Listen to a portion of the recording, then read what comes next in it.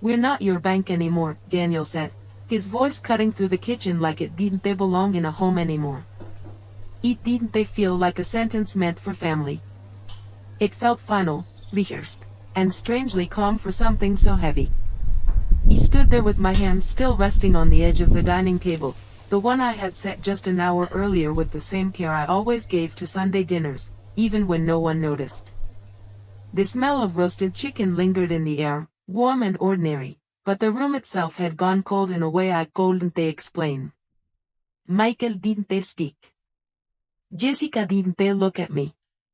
And Daniel, the man I had built a life with for over 40 years, just stood there like he had already stepped out of it emotionally long before he said the words out loud. I remember blinking slowly, not because I didn't hear him, but because I was trying to understand when we became strangers in our own kitchen. "What do you mean by that?" he asked quietly, not with anger, not with shock, but with something closer to disbelief, as if saying it out loud might correct it. Jessica shifted slightly in her chair, crossing one leg over the other, her expression carefully neutral, too controlled to be innocent. Michael finally looked at me, but only for a second, like he couldn't hold it there. Daniel exhaled through his nose, impatient, as if the conversation was already decided before it started. "You heard me, Linda," he said. "We're not your bank anymore." The word bank hung there longer than anything else in the room. He looked at him, trying to find some trace of hesitation, some sign that this was frustration spoken poorly rather than something deeper and permanent.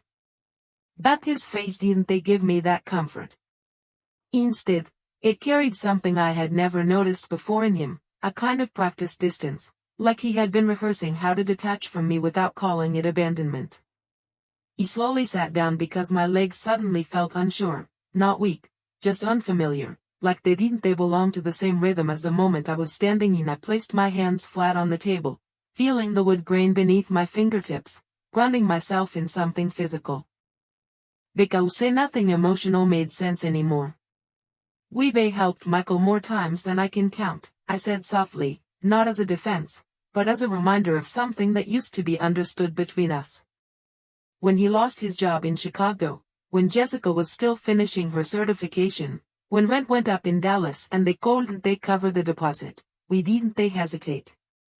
Jessica let out a small breath, almost a laugh, but not quite warm enough to be called one. "That's exactly the problem," she said gently, as if she were explaining something to me that I was too old to understand. "It's always something. It never stops." He turned my eyes to her then, studying her face in a way I hadn't allowed myself to before, noticing how composed she looked, how carefully she chose each word like she had rehearsed them in private. Michael cleared his throat, shifting again in his seat, uncomfortable but not intervening. That silence from him said more than anything else in the room. He felt something tighten in my chest, not pain exactly, but recognition, the kind that arrives slowly and changes everything without asking permission. Daniel leaned back slightly, arms crossing, his posture now fully committed to the distance he had created. "We've done enough," he said. "We need boundaries now." Boundaries. The word sounded clean, almost reasonable, but it landed in a place that didn't feel clean at all. It landed in years of late-night calls, emergency transfers, signed checks, and meals I had cooked while worrying about whether they had enough. He looked around the table again, slowly, and for the first time I noticed not what was being said, but what was missing from all of it. There was no confusion. No negotiation. Only certainty. And I realized then that I wasn't part of the decision they were making. It was the problem they had already solved. After Daniel said those words, the house did not feel like mine anymore, even though I was still sitting in the same chair I had sat in for decades. It was strange how quickly a place could stop feeling like safety and start feeling like a question. I remember the silence after his sentence more than the sentence itself. No one moved. To soften it. No one tried to explain it. Michael stared at the edge of the table like it might offer him an answer he did not want to say out loud. Jessica casually adjusted her phone on the table, the screen lighting her face for a second before she turned it face down, as if even that small glow might interrupt what she had already decided.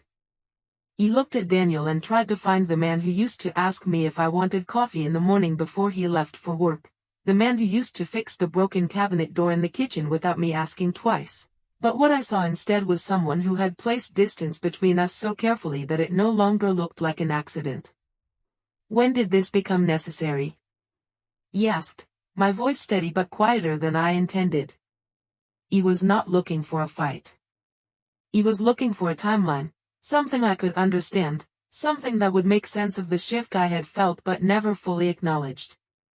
Daniel rubbed his hand across his mouth briefly before answering, not looking at me directly. It has been building for a while, he said.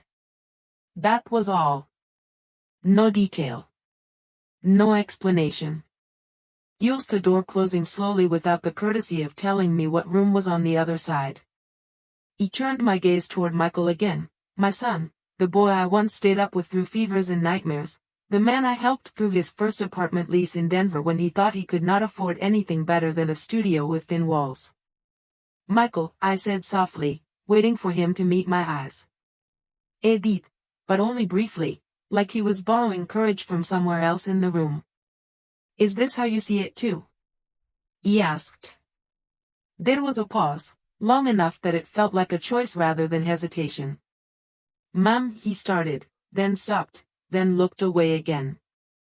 That was all he gave me. Not agreement. Not disagreement. Just absence. Jessica exhaled through her nose again, this time more deliberate, like she was trying to keep the conversation efficient. We are just trying to be responsible now, she said. We are planning for stability, for the future.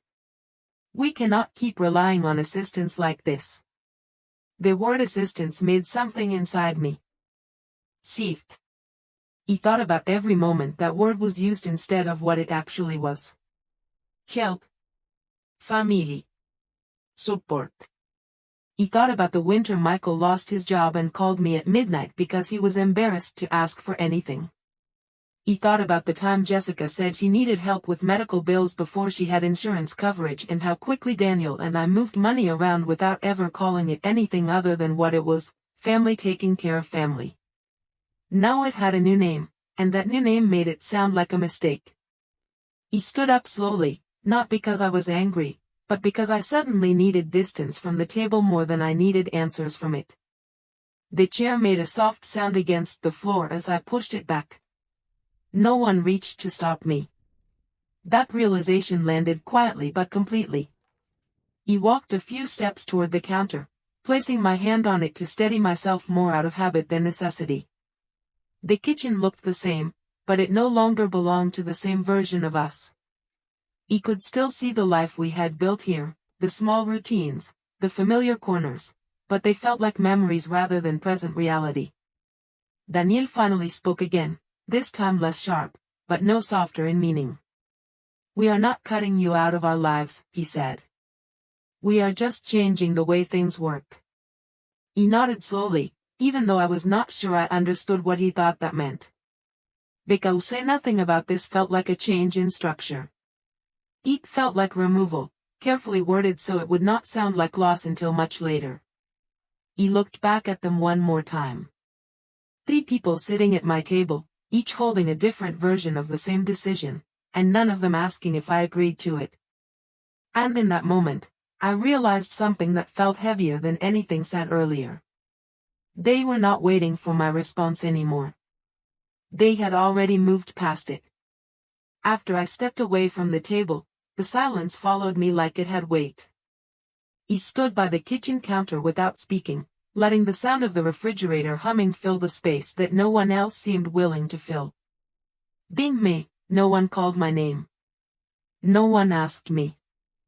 They'll come back to the table. That absence said more than anything that had been spoken that night. He slowly opened the cabinet above the sink and took out a glass, not because I needed water immediately, but because I needed something to do with my hands.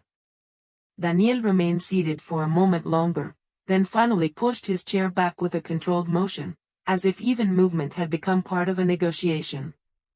Linda, he said, this time quieter, as if trying to soften what had already been said, this is not about rejection. This is about responsibility. He did not turn around right away. He let the words sit in the air between us, trying to understand how responsibility had become the word used in place of distance. Michael finally spoke again, his voice lower than before, uncertain. Ma'am, we are not trying to hurt you, he said. He closed my eyes for a brief second at that sentence, because it was the kind of sentence that only appeared when someone had already accepted that hurt was happening but did not want to own the shape of it. Jessica stood up slowly, gathering her phone and slipping it into her bag. We should probably all take some time to think about this, she said, but there was no invitation in her tone, only conclusion. He turned slightly then, just enough to see her move past the table. She avoided my eyes completely as she walked, careful not to disturb anything that might reopen what she believed was already settled. Daniel stayed where he was for a moment longer, looking at me as if waiting for a reaction that would justify his position. When I did not give him one, he nodded once, not in agreement, but in finality. We will talk later, he said, though it did not sound like a promise of conversation. It sounded like a delay of permanence. Then he followed Jessica toward the hallway. Michael hesitated in his chair, fingers lightly touching the edge of the table. He looked at me, really looked at me, for the first time since the conversation began, and I saw something there that I could not fully name. Not anger. Not alignment. Something closer to discomfort that had not yet decided what it would become. I am sorry, he said quietly, but he did not move toward me. He stood up slowly, pushed his chair in, and followed them out of the kitchen. He remained where I was until I heard the front door open, then close, then the faint sound of their car starting in the driveway. Only then did I sit down again, not at the table, but at the kitchen counter, as if returning to a place that still belonged to routine rather than consequence. The house felt larger than it had an hour earlier, not because anything had physically changed, but because something essential had been removed from how it felt to exist inside it. He looked at the untouched food on the table and noticed for the first time how carefully I had prepared everything, how automatic that care had become over the years, even when it was no longer being received in the same way. He thought about the word bank again, the way it had been used as if it were a boundary instead of a history.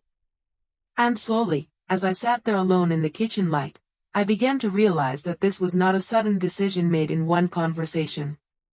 It was something that had been built quietly over time, in small moments I had not questioned, in conversations I had not been invited into, in assumptions I had never thought to challenge. The silence in the house was no longer temporary. It was structural. And somewhere beneath that realization, I understood that what had changed that night was not only what they had decided about me, but what they believed I would do next. That night, I did not turn on any lights in the living room. He sat in the kitchen long after the front door had closed behind Michael, Jessica, and Daniel, listening to the quiet settle into every corner of the house. It was a different kind of quiet now, not peaceful, not restful, but intentional, like the house itself had accepted a new arrangement without asking my permission. I kept thinking about Daniel's words, not because they were loud, but because they were final in a way I had not experienced from him before. We are not your bank anymore. It should have sounded like anger in the moment, but now, hours later, it replayed in my mind with something more structured underneath it, like a decision that had been prepared long before it was spoken. He stood up from the counter and walked slowly through the kitchen, turning off the stove I had not needed and wiping down a surface that was already clean. Everything I did felt like continuation, not purpose. When I reached the hallway, I paused in front of the family photos on the wall. There were years captured in frames that now felt like evidence from a different version of life. Michael as a teenager holding a basketball, Daniel and me standing in front of our first house in Ohio, Jessica smiling at a holiday dinner 2 years ago when everything still felt coordinated rather than negotiated. He studied those images longer than I intended to, not because I was searching for meaning, but because I was trying to understand when meaning had started to shift without me noticing. I went to bed late, but I did not sleep immediately.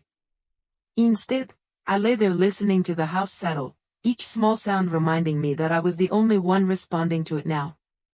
At some point in the early morning, I got up and went back to the kitchen, not out of urgency, but out of habit.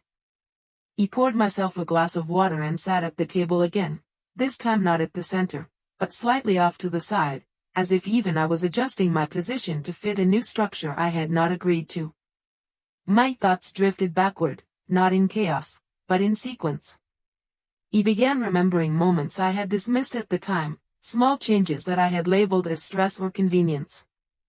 Michael calling less often but sounding more confident each time, Jessica suggesting we use digital transfers instead of checks, Daniel asking fewer questions about family expenses and more about whether I had reviewed the accounts recently. At the time, none of it felt connected. Now, it felt like a pattern I had walked through without seeing the shape of it. I thought about the first time I helped them financially after Michael lost his job in Chicago.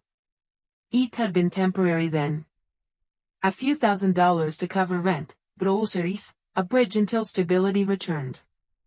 I remembered how quickly that temporary situation became part of our routine, how each time the request came, it carried a reason that sounded reasonable enough not to question. Medical bills, moving expenses, tuition delays, short-term gaps that always had a clear ending point just out of reach. I never tracked it as obligation. I tracked it as family. And somewhere in that difference, something had been rewritten without my awareness. As the morning light began to filter through the kitchen window, I realized I was no longer replaying individual events. I was seeing intervals between them. The pauses where decisions were made without me, the conversations that likely happened when I was not present, the agreements that shaped Tonique's sentence long before I ever heard it spoken. I stood up slowly and walked back to the hallway, stopping again at the photographs. This time, I looked at them differently, not as memories, but as records of participation. I noticed how often I was the one holding things together in those images, how often my presence was central in moments that now felt like they had been slowly moved away from me afterward. A quiet understanding began to form, not emotional, not dramatic, but structural. This was not a sudden separation. It was an adjustment of position that had been happening over time, one small decision at a time, until I was no longer part of the place where decisions were being made. I returned to the kitchen and sat down again, placing my hands flat on the table. The same table where Daniel had spoken the words that changed the shape of the room. I did not feel the need to respond anymore, not because I had nothing to say, but because I was beginning to understand that what I was looking at was not a moment of conflict. It was a conclusion they had already reached, and I had only just been informed that it existed. I stayed at the kitchen table as the morning grew brighter, but the light did not make anything clearer. It only made everything more visible in a way I was not prepared for. The house felt the same in structure, yet completely different in meaning, as if I was now walking through a place that no longer needed me to understand it in order to function. I kept my hands folded on the table, not because I was waiting for anything, but because I had stopped trusting movement that came from emotion instead of intention. At around mid-morning, I heard footsteps in the driveway. I did not move immediately. I waited, not out of fear, but out of curiosity for what version of reality would return to this house after the conversation from the night before. The front door opened, and Jessica entered first. She was alone. That alone was enough to change the temperature in the room. She paused when she saw me sitting at the table, as if she had expected emptiness instead of presence. "Good morning," she said carefully, placing her purse on the counter without fully committing to the space. He nodded once. He did not ask why she was there without Michael or Daniel. He simply watched her. She walked slowly toward the refrigerator, opened it, then closed it again without taking anything. It was not an action of necessity. It was an action of inspection. "Michael is at work," she said after a moment, still not fully facing me. He needed to clear his head. He did not respond. He could feel her choosing words carefully, shaping the room the same way Daniel had done the night before, but with softer edges. She finally turned toward me, leaning slightly against the counter.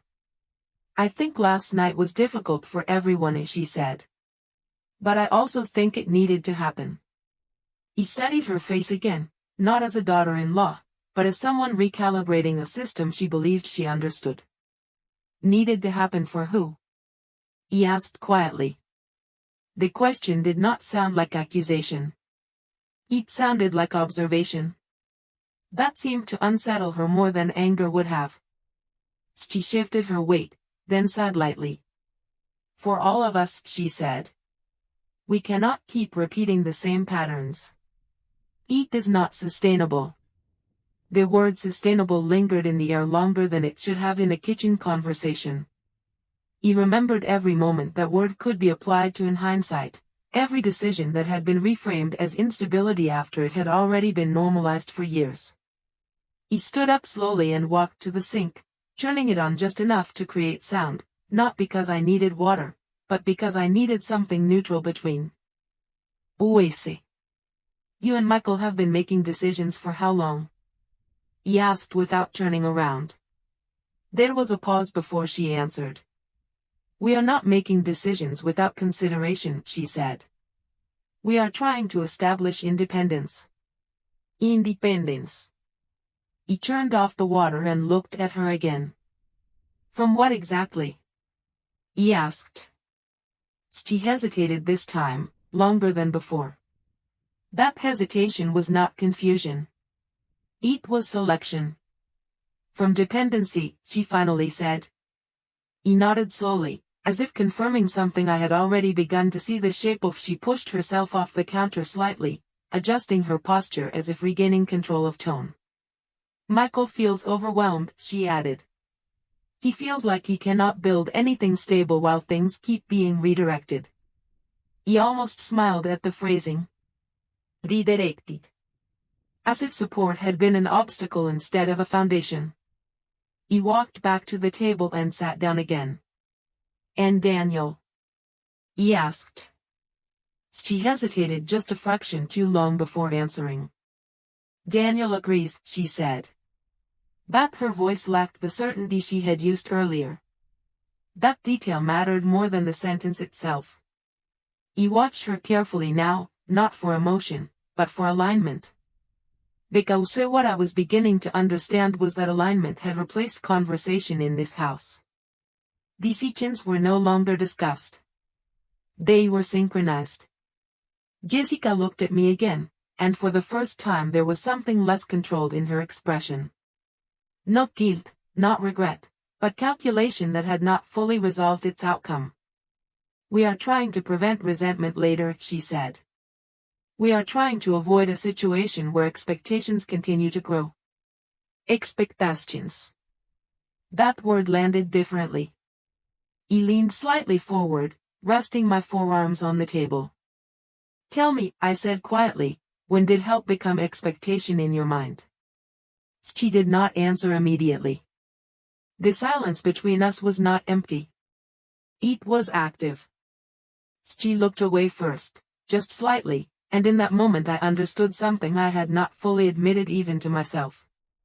This was no longer about money. It was about interpretation. About how years of decisions had been rewritten into a narrative. Vuol supportarvi come burden, anche insistenziarvi come dependency. He exhaled slowly and looked down at my hands again. For the first time since the conversation began, I was not trying to understand their position. He was trying to understand how I had been removed from it while still being physically present in the same space. And as I sat there in the quiet kitchen, I realized something that felt heavier than anything spoken before. The decision was not only about what they would no longer receive from me. It was about what they believed I had never been entitled to in the first place. I did not see Jessica leave right away after our conversation. Instead, she stayed longer than necessary, as if waiting for something to change in me or in the room itself. He remained seated at the kitchen table, my hands still resting in the same position, not because I was frozen, but because I had started to understand that reacting quickly no longer changed anything. Jessica finally spoke again, softer this time, almost careful. "We are not trying to rewrite your place in the family," she said. "We are trying to define roles more clearly." The word roles made something inside me go still. He had never thought of family as something that required definitions like a contract. He had always believed it was something that existed even without explanation. He looked at her and asked quietly, "And what role do you think I have been playing until now?" She hesitated, and in that hesitation I saw more truth than in anything she had said so far. "You have been very generous," she answered finally. That was not an answer. It was a framing. A reduction of years into a single word that could be placed neatly into a category that no longer required continuation. He nodded once, slowly, as if accepting her explanation while internally recognizing that it was not an explanation at all. It was a conclusion disguised as courtesy. When she finally left, the house became quieter again, but this time the silence felt more deliberate, like it had been reinforced rather than left behind. He stayed at the table for a long time after that, not moving, not thinking in sentences anymore, but in patterns. He began to see the structure beneath what had happened, not as emotion, but as sequence. First the request, then the assistance, then the normalization of assistance, then the reinterpretation of assistance as expectation, and finally the redefinition of expectation as burden. It was not sudden. It was layered. And every layer had been polite enough that I had not questioned it in real time. Later that afternoon, Michael came home alone. I heard the front door open and close, followed by the familiar sound of his footsteps in the hallway. He paused when he saw me still at the table. For a moment, neither of us spoke. There was a distance between us that did not feel physical, but procedural, as if we were now operating under different assumptions about the same relationship. "Mom," he said carefully as he stepped into the kitchen, "are you okay?" It was a simple question, but it carried weight that made it difficult to answer quickly. He looked at him for a long moment before responding. "I am understanding things," I said. He sat down across from me, not immediately, but after a small hesitation, as if testing whether proximity still meant the same thing it used to. "Jessica told me you talked," he said. He nodded. "We did." He looked down at his hands, then back up at me. "This is not easy for any of us," he said. I studied his face, trying to locate the boy I used to recognize instantly in the man sitting in front of me now. "When did it become easy for you to talk about me like a responsibility?" he asked softly. He frowned slightly, as if the question was not something he had prepared for. "That is not what this is," he said. But even as he said it, he did not sound certain. He leaned back slightly in my chair, watching him carefully now. "Then what is it?" he asked. He did not answer immediately. That silence again. The same silence that had filled every gap in conversation since the night before. Finally, he spoke. "It is about balance," he said. "We are trying to find balance." He repeated the word quietly, almost to myself. Balance. He looked at him for a long moment and realized that what he was calling balance, I had always called family. And somewhere between those two words, something fundamental had changed without me being part of the decision. He stood up slowly and walked to the window, looking out at the driveway where their cars had come and gone so many times over the years. Michael remained seated behind me, waiting, but not interrupting. For the first time, I understood that what was unfolding was not a disagreement to be resolved. It was a restructuring of everything I had believed was permanent. And the most unsettling part was not the change itself, but the realization that everyone else had already adjusted to it before I had even been told it was happening. I stayed standing by the window long after Michael stopped speaking, watching the driveway as if something about it might explain what was happening inside the house. The afternoon light had shifted slightly, softening the edges of everything outside, but nothing inside me softened with it. Michael was still sitting at the kitchen table behind me, quiet now, no longer trying to fill the space with explanations. That silence between us felt different from the silence earlier in the day. This one was not shaped by conflict. It was shaped by distance. He finally turned back toward him, slowly, and he looked up as if he had been waiting for that exact moment. "Mum," he said again, more carefully this time, "this is not personal." He almost smiled at that, not because it was funny, but because it confirmed what I had started to suspect. When something is not personal, it usually means it is already finalized. "Then what is it?" he asked again, sitting back down across from him. Hesitated, then leaned forward slightly, choosing his words with caution. "We are trying to protect stability," he said. "Jessica and I have been under a lot of pressure." He listened without interrupting, letting him continue because I wanted to hear how far the explanation would go before it stopped making sense. "It is not just about money," he added quickly, as if anticipating my thoughts. "It is about structure. About being able to plan without uncertainty." I nodded slowly, not agreeing, but acknowledging the shape of his reasoning. "Uncertainty, repeated softly. He looked relieved for a moment, as if he thought I was beginning to understand in the way he needed me to. He stood up again and walked to the counter, not to distance myself from him, but to steady myself in a place that did not shift with every new definition being introduced. "Michael," I said calmly, "do you remember when you moved to Dallas and you could not cover your first 3 months of rent?" He blinked, caught slightly off guard. "Yes," he said. He continued, keeping my voice even. "And do you remember who made sure you did not lose that apartment?" He shifted in his seat, uncomfortable now, but still listening. "Yes," he said again, quieter. He nodded once. "That was not structure," I said. "That was survival." The word landed between us without drama, but with weight. He did not respond immediately. Instead, he looked down at the table again, as if the surface might offer a way to reframe the conversation. "Things are different now," he said finally. He turned back toward him slowly. "Different for who?" he asked. He did not answer. That silence again. It was becoming familiar now, like a third presence in every conversation. He walked back to the table and sat down, not opposite him this time, but slightly angled, as if even my position was adjusting to something I had not agreed to. "You said this is not personal," I said quietly. "But every decision you are describing involves a person."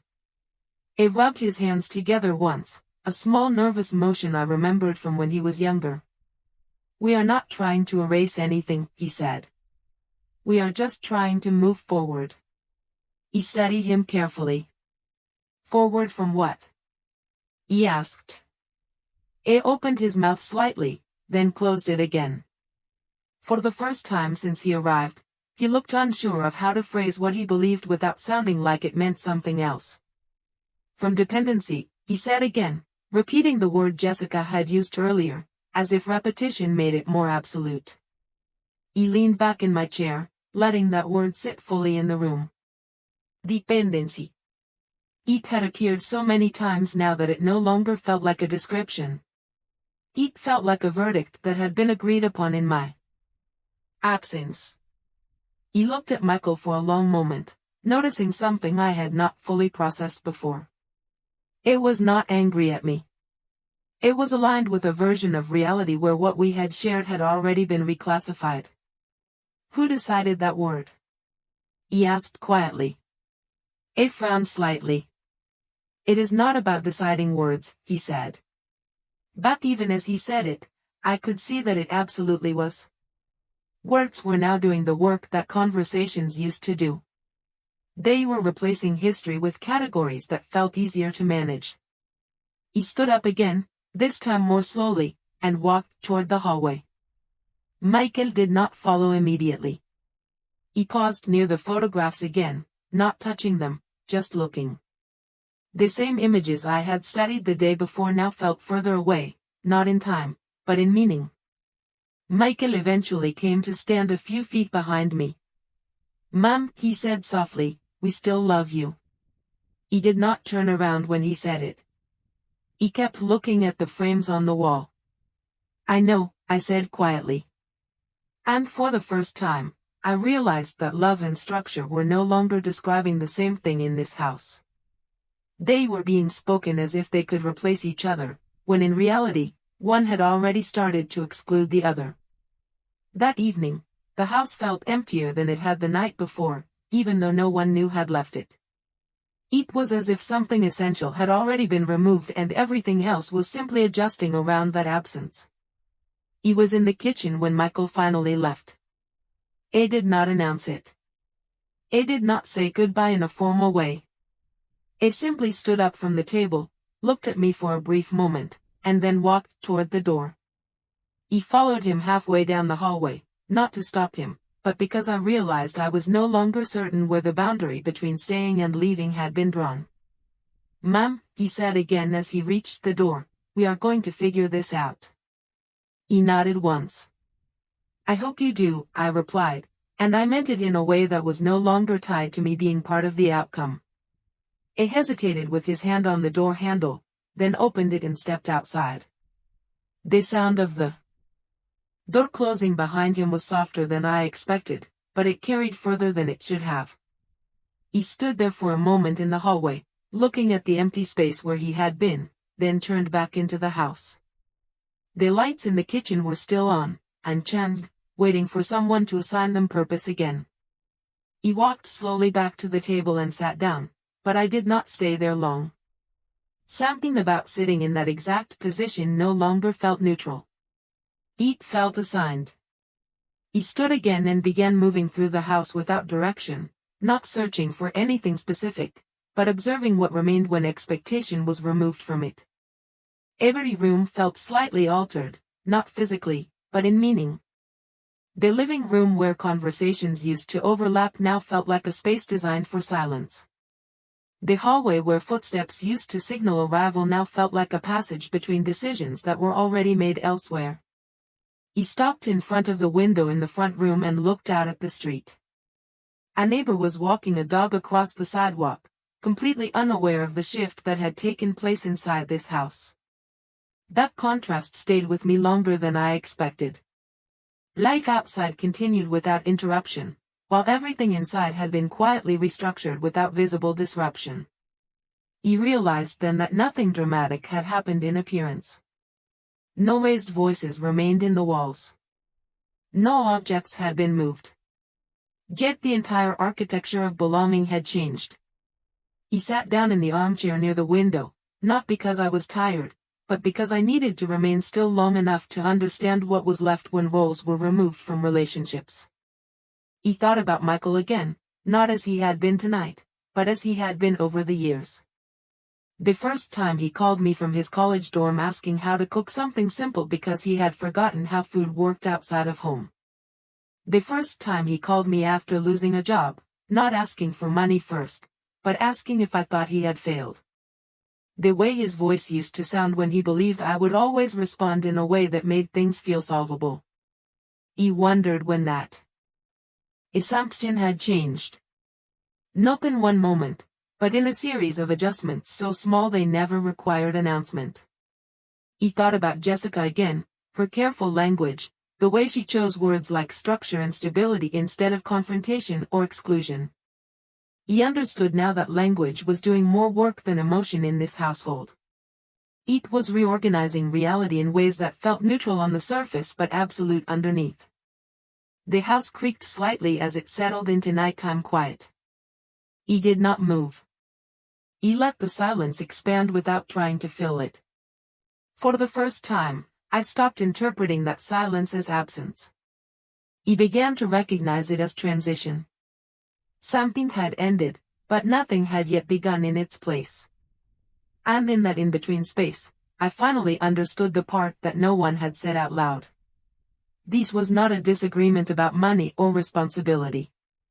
It was a redefinition of who I was allowed to be in their lives, and whether that version of me still required presence or only memory. I did not sleep much that night, not because I was restless in the way people usually describe it, but because my mind had stopped trying to resolve anything. It simply observed.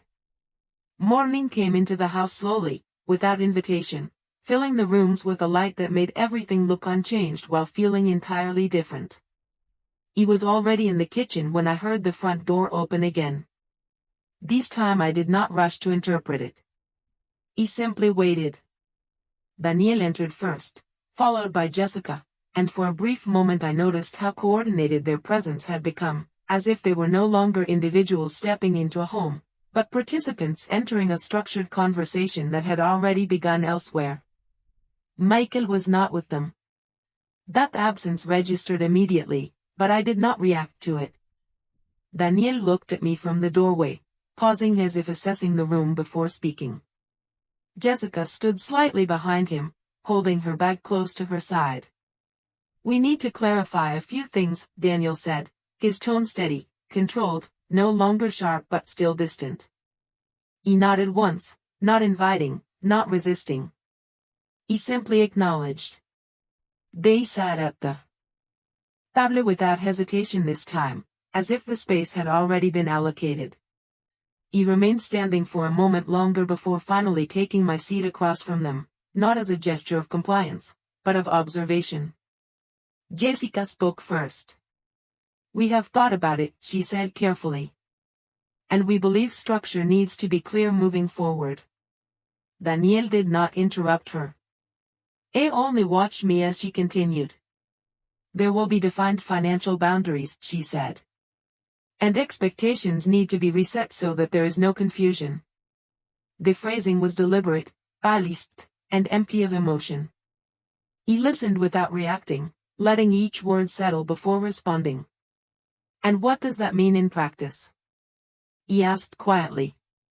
Daniel leaned forward slightly, placing his hands together on the table.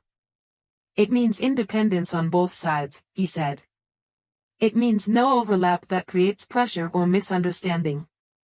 He repeated the word slowly in my mind. Independence. It had been used so often now that it no longer described freedom. It described separation that required agreement from only one side to function. He looked at Jessica. "Is that how you see it?" he asked. She hesitated for only a second. "Yes," she said. That single word carried more finality than anything Daniel had said so far. He turned my attention back to him. "And Michael?" he asked. Daniel exhaled slowly. "Michael agrees," he said, though his voice carried less certainty than before. He understood then that agreement was no longer about shared understanding. It was about alignment with a direction already set. I sat back in my chair, looking at both of them without interruption. For the first time, I was not trying to interpret what they meant emotionally. He was simply listening to the structure they were building. And in that structure, there was no space assigned to me that resembled what I had once assumed my place to be. "So this is settled," I said quietly. It was not a question. Daniel nodded once. Jessica followed a moment later. The room remained still after that, as if waiting for something else to be said, something that would either reopen or confirm what had already been concluded. But I did not offer either. Instead, I stood up slowly and walked toward the counter, placing my hand lightly on its surface. "I understand," I said. And I meant it in a way that no longer required agreement. He began to move through the kitchen, not hurried, not emotional, but deliberate. He opened the cabinet, closed it again, then looked toward the hallway. He could feel their eyes following me, but I did not turn back. There was nothing left in their expressions that needed interpretation. The conversation had already reached its end point. What remained was only confirmation of roles that had been rewritten without negotiation. He stopped at the doorway leading deeper into the house and looked back at them one final time. Daniel was still seated. Jessica had not moved. Both of them were waiting for a reaction that would match the structure they had created. Instead, I gave them something else. I gave them silence that no longer belonged to the same system they were speaking from. Then I turned and walked down the hallway, not as someone leaving, and not as someone staying, but as someone who had finally understood where the conversation had ended and where my life, separate from it, quietly began.